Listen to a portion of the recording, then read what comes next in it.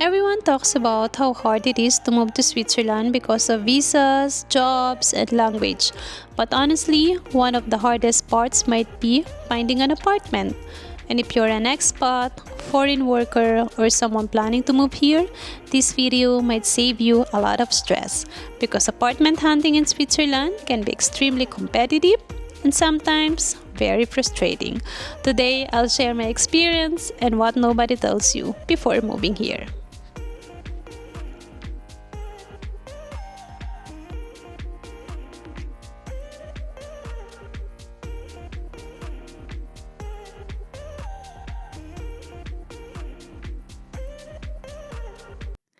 Grüezi miteinander. Hello everyone. This is me, Anne. And to those of you who are still new to this channel, this is me sharing you anything and everything about living and working here in Switzerland as a Filipino nurse, as an expat.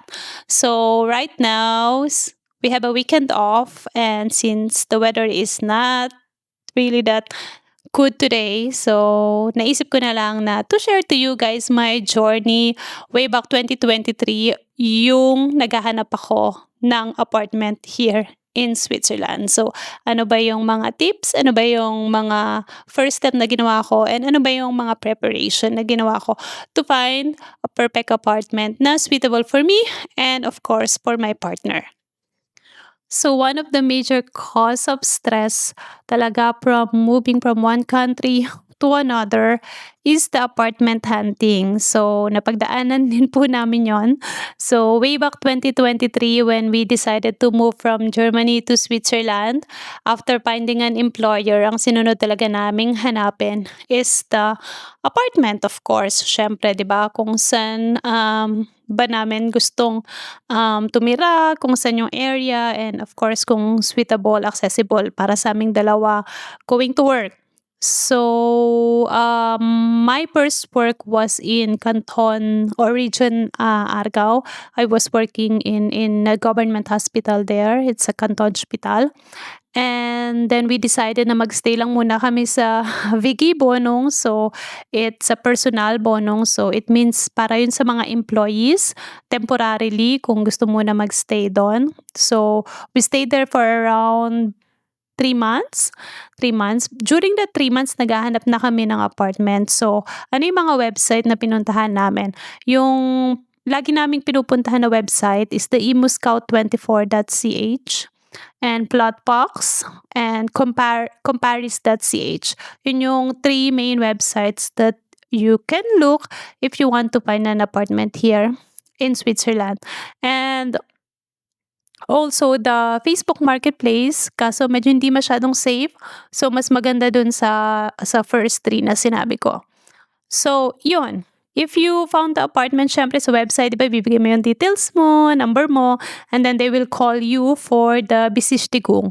So, Besichtigung means you are invited to come para makita mo yung apartment. So, it's an obligatory or para obligation mo to do that kasi you need to check if it's the apartment environment, it's suitable for you. So, yun, nagbisistigong kami ng partner ko, and then ano ba yung mga documents na kailangan nyo na you need to prepared. So you need your work contract, your payslip at least 3 months, and then kailangan meron ka ng Aufenthaltsbewilligung or your registration ID or nakapag-registered ka na, meron ka ng proof of registration, and also naghahanap credit score kung saan ka man bansa nang galing. Before we were in Germany, so kinuha namin siya sa Germany. Yun yung list nung kung may credit ka, may mga utang ka, yun. Tapos may mga score siya, di ba? Parang ganon. And then also, yung reference. Kailangan din yun yung reference. So, ang binigay naming reference is my current employer that time. So, yun. Kapag kumpleto yung requirements mo, mas malaki yung chance mong makuha yung apartment. But, take note sa mga big cities talaga like Zurich, Basel, or kung sa French side country kayo, Geneva, sobrang mahirap makakuha ng apartment kasi napaka napakadaming competition kasi most of the people siyempre gusto nila dun mismo sa city kung saan sila nagwo-work, 'di ba, makakuha ng apartment. So, minsan talaga mai-experience mo talaga yung line. So, me and, my boyfriend, hindi naman namin na-experience talaga na sobrang marami yung, nakapila talaga para tignan lang yung apartment and to submit their requirements. So, luckily, on our journey, on our part, tatlo yung binisishtig namin on that time. So, hindi ako kasama dun sa dalawa dahil, I was working. Yung kasama ko, one apartment na kasama ko, hindi namin masyadong nagustuhan dahil ano siya, madilim. So, gusto ko kasi medyo airy tapos, may ano, natural sunlight, ganyan. And then yung dalawa naman binisishtig ng ang partner ko. Binisishtig means, pinuntahan niya, yun. Pinuntahan niya. The first one, okey lang pero, hindi niya rin masyadong nagustuhan. And then yung the third one is this one, kung mismong eto na mismong apartment namin. So, during that time na binisit niya 'to, siya lang, walang ibang nag-visit. Siya lang that time. And then, after 1 week, actually naka-receive kami ng call na ibibigay sa'min yung apartment. So, it was really that easy for us. So, iba-iba actually yung experience nung narinig ko sa mga ibang colleagues ko, dun sa ibang mga, co-Filipinos o co-immigrants here as well dahil sobrang nahirapan sila lalo na yung mga nakilala ko sa Zurich. Sobrang nahirapan sila maghanap ng apartment na umaabot talaga ng mga 6 months, 1 year. Pero luckily sa part namin, umabot lang siya ng iyon, yung tatlong bisistigong or invitation lang pinuntahan namin, then nakuha namin agad siya. So, we were actually very lucky that time. Pero marami kaming pinasahan, don't get me wrong, marami kaming pinasahan ng application online. But yun lang yung bumalik sa'min on that time. So, actually, what we did that time is actually prepared all our documents. So my partner prepared all of this, and during the invitation or bisishtigong, talagang dala niya na lahat ng mga papers niya, and then after that he submitted it already. So it means na talagang nakita talaga ng landlord how talagang ano ka talaga, eager ka to get that apartment and how prepared you are. So prepared niya talaga lahat yon, and then talagang pinasa niya. And then, luckily, after a week, nakuha namin yung apartment. So, guys, I'll share to you apartment tour na wala pang laman. So, if you come to Switzerland, if you are looking for an apartment, so, wala pang mga furniture. So, the only thing has the kitchen, and then, meron na ring washing machine and dryer. Some of the apartments, some of modern apartments. And, what actually differs from sa ibang country to Switzerland, dito kasama na yung yung Nebenkosten na sinasabi nila. It's included in the price. So, ano bang ng Nebenkosten? I just want to have a look kung ano English ng Nebenkosten. Sorry. So, additional charges for utilities. Yon, kasama na yan here, dun sa price sa Switzerland. So, for example, here sa apartment namin, kasama na yun lahat. Kasi sa Germany before, hindi pa siya additional. So, tinatawag nila Kaltmiete. So, yun yung cold, kasi hindi pa kasama yung mga heating, ganyan, hindi pa kasama yung additional charges. So, dito kasama na yon. So another one thing is the deposit. So it's a 3 months deposit here in Switzerland. So syempre medyo masashock at first because for example, the price of the apartment is 2,000 francs. So for a 3 months, you need 6,000 francs already for the deposit. And then again, para pa dun sa 1 month na babayaran mo on that first month, diba? So it's actually a big money. So here in Switzerland, a lot of landlord, hindi lahat, most of the landlord, they also accept insurance.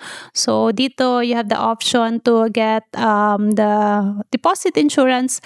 For example, Swiss Caution. So in AXA, meron ding AXA insurance. You just have to ask if you can avail it. So for example, for a 6,000 francs, for example, you need to pay a 200 francs per year. So, depende yon. So, if you actually have that, you don't have that big amount of money, for example, to deposit, you much easier to get the insurance.